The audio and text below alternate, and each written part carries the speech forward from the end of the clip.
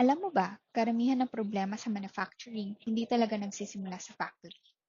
Madalas, sa design pa lang, may issue na. Hi everyone!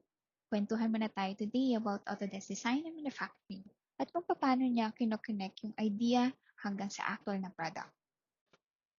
Usually kasi ganito yan. May designer, may engineer, may manufacturing team.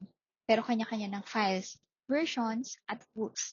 May drawing sa email, may 3D model sa USB, may final version P underscore last underscore revise underscore final.pwg.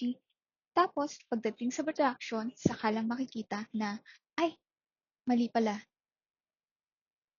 Everything really starts with an idea. Dito pumapasok yung tools like Fusion or Inventor. Instead na drawing lang sa papel, nakakagawa ka kaagad ng 3D model. Nakikita mo na kung feasible ba, kung tama yung fit, at kung kaya ba siyang gawin in real life. Mas maaga mo siyang naiisip, ibig sabihin, mas maaga mo rin siyang naaay. Ang maganda pa dito, bago ka gumastos, bago ka mag-produce, pwede mo nang ma-test yung design. Strength, performance, kahit simpleng fit check, lahat pwedeng i-simulate. So instead na trial and error sa actual product, sa software pa lang, sure ka na it will work. Pag ready na yung design, hindi ka na babalik sa umpisa.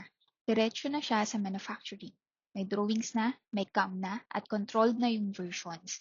Ibig sabihin, iisa lang yung source ng files. Walang nalilito, walang outdated, at walang sayang na oras.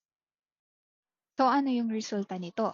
Mas konting rework, mas mabilis ang production, at mas maayos yung final product. Hindi lang siya tool, workflow siya that connects yung buong team. That's a quick look at Autodesk Design and Manufacturing. Thanks for watching. See you in the next vlog.